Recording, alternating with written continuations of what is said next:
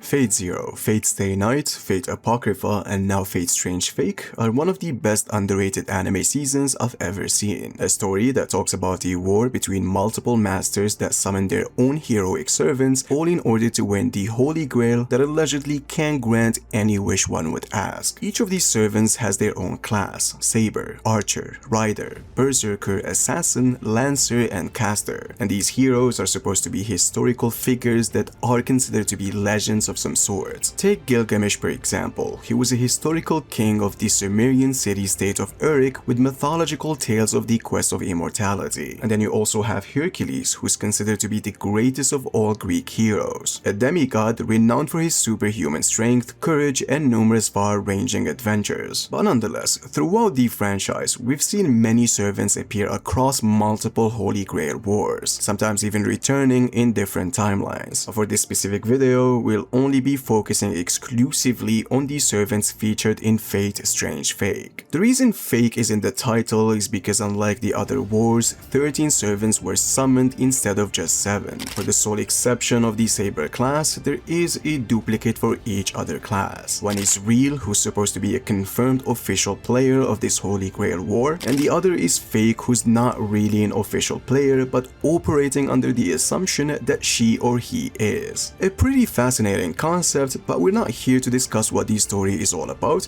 We're here to try to dissect how strong these servants are. You see, after reading the Strange Fake manga and doing the research for its novels, I came to understand that most of these heroes do scale to each other in most cases. Except when we're talking about Gilgamesh and Enkidu, it's repeatedly emphasized that these two stand at the top of the food chain, especially in this entry. But for starters, to get a clear grasp of how strong this verse is, you'd need to understand that under normal circumstances, masters are generally considered to be fathers to any servant. Take Jester for example, who by the way is my favorite master in the season. He was completely surprised that Reeve, who's Fake Caster's master, entertained the idea that he might be able to kill True Assassin. Jester even called it a bold move because that's practically suicide against any servant. Masters obviously differ in strength. We're not saying that all of them operate under the same level of power, but we know that someone like Jester is operating under the city level of durability and attack potency range, since he was fighting Hansa, who's a priest observer of this holy war. Hansa himself stated that he does have the attack potency equivalent to nuclear missiles or chemical weapons. And what's even more surprising, according to him, this is still considered as fodder when compared to the Burial Agency, who are special executors tasked with hunting dead apostle ancestors. So the level of some potential human beings who can be masters far exceeds the city level ranges that would still do absolutely nothing against any summoned servant. As a matter of fact, the Fate scaling community has concluded that any servant should have at least large island level plus of power when operating under an A ranked noble phantasm. This is all due to Paul Bunyan in Fate Grand Order having the strength to shatter the entire Rocky Mountain range. This line of scaling would apply on most of the Fate Strange Fake servants, such as True and False Assassin, True and False Berserker, and every other servant's base form. Gilgamesh and Enkidu throwing their weapons would probably amount to that if they're not serious. Alcides was straight up able to stop Gil's attacks and tank a bunch of them, and Hippolyta, despite being stated weaker, still broke some of Gil's defenses, which means these guys on a basic level, when using their basic noble phantasms, are surely within these large island level ranges. But some of them, when they try, it's an entirely different story. Let's take King Richard for example. His Excalibur should be similar to King Arthur's in rank, which would be an A+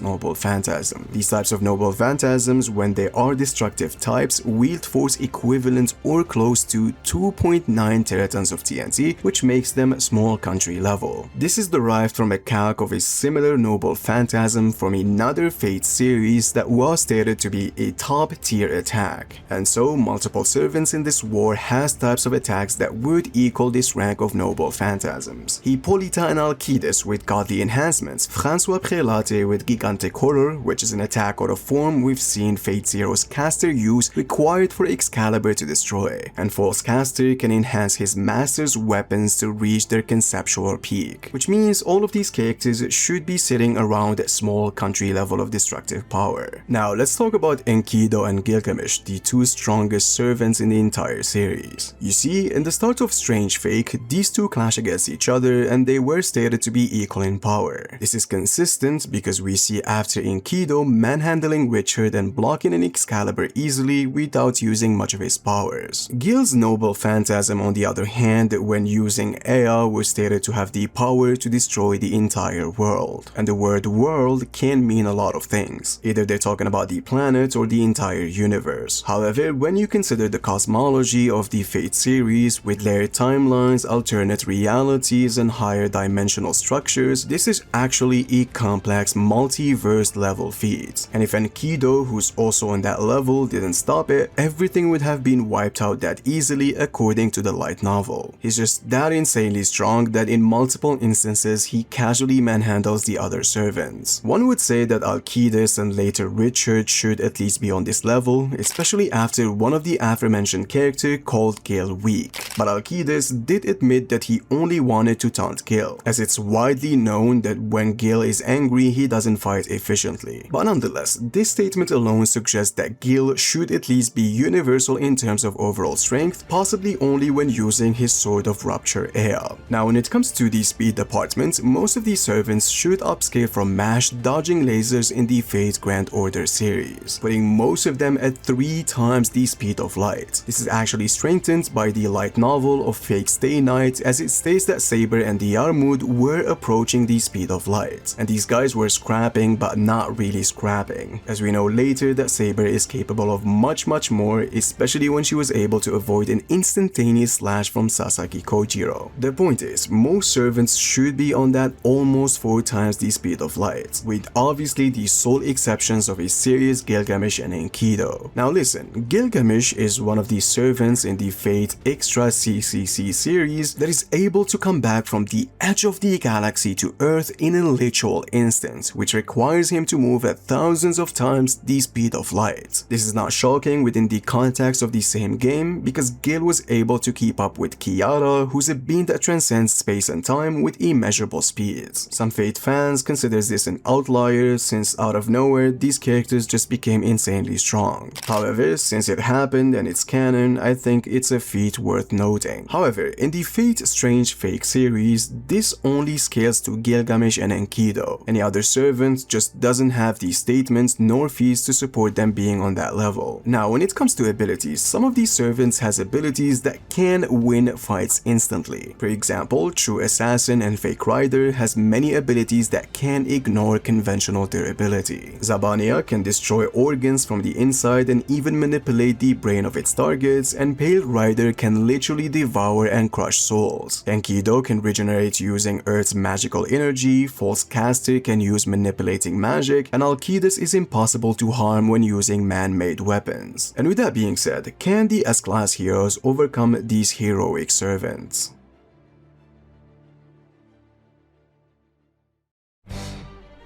Now, I've talked about the S-Class heroes quite a few times on this channel, and to avoid repeating myself too much, I'll try to keep their scaling brief when talking about how they stack up against Fate servants. You see, if we go with the lowball interpretation of their speed, like using the feat where Atomic Samurai casually intercepts G5's laser, calculated at 4 times the speed of light, then you could argue that most of the S-Class heroes would at least be able to react to and keep pace with a good number of Fate servants. At the end of the day, both verses rely on a similar logic when it comes to laser timing feats. But when it comes to attack potency and destructive capability, most servants are certainly a cut above heroes like Tank Top Master, Zombie Man, Pig God, and potentially even Puri Puri Prisoner. As we've gone over before, even baseline servants are usually pegged at large island level plus based on that one feat of the Rocky Mountain, which already outclasses what those particular heroes has shown. And interestingly enough, even some masters like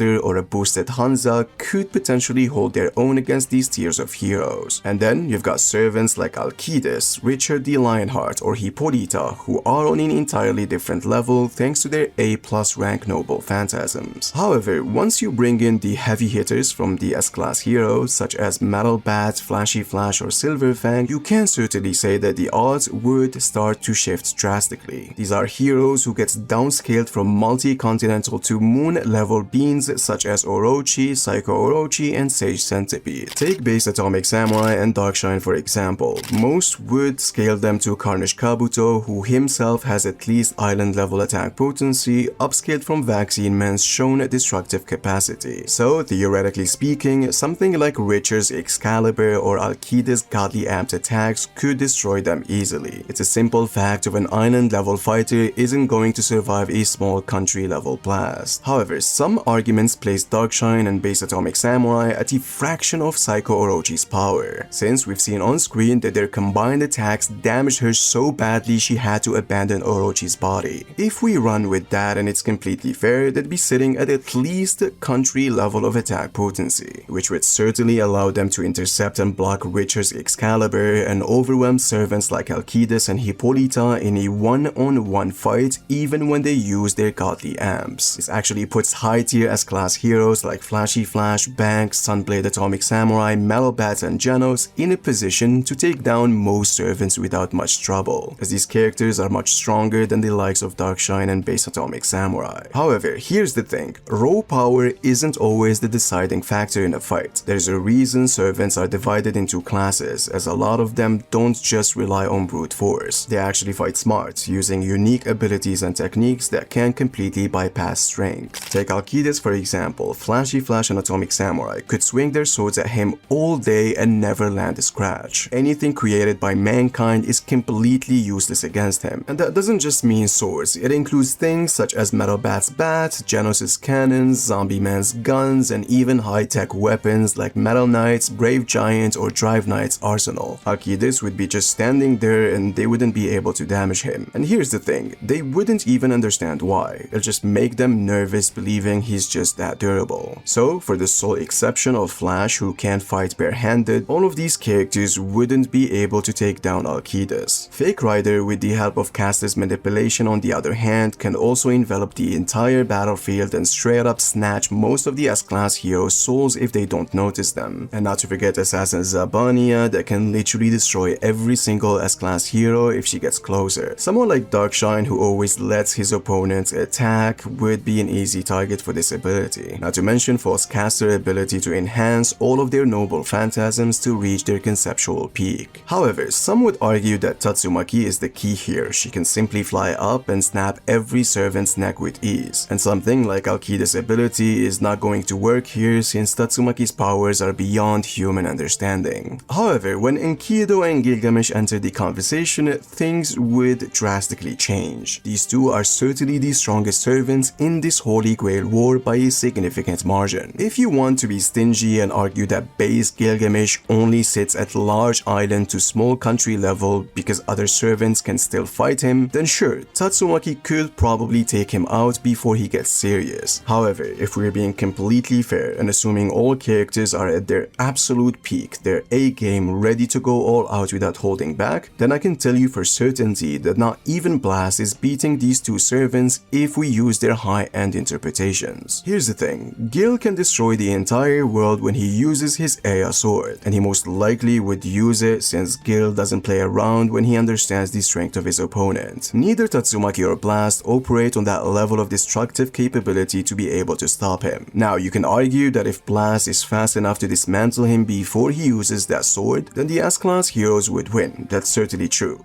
But when you bring up the fact that Gil was keeping up with an immeasurable being that stands above the entire universe, then you might start to understand that Blast's chances diminishes quickly. And while some within the Fate community might consider these feats outliers, the fact remains that Gilgamesh has canonically demonstrated this level of power on screen. This alone puts him and Enkidu, who's explicitly stated to be his equal, in a position to completely stomp the S-class heroes even when Blast is included. It would be real fun, however, to see Blast using his portals to try to redirect all of Gil's attacks, but once Aya is used, there's absolutely no way Blast is able to contain that energy without the help of his companions, which would already be cheating. The only win condition I can think of for the S-class heroes would be to assassinate the masters and wait for the servants to disappear. Blast could certainly pull that off with his immense speed, but there's no guarantee that these servants wouldn't just form new contracts with other mages. Not to forget that Enkidu Enkidu and Gil protect their masters almost all the time. Now, if you want to argue that we've seen these servants get overwhelmed by characters who aren't really on that tier, then sure, Blast and Tatsumaki could hold their own, since to be honest, the strength of these servants isn't really consistent throughout multiple Holy Grail wars. We can say Blast can obliterate all of them including Gil and Enkidu, but if Gilgamesh pulls out his Ea sword and does exactly what it means to do, Blast wouldn't be able to stop it, which means the final verdict for this video, the Fate servants would be able to defeat the S-class heroes.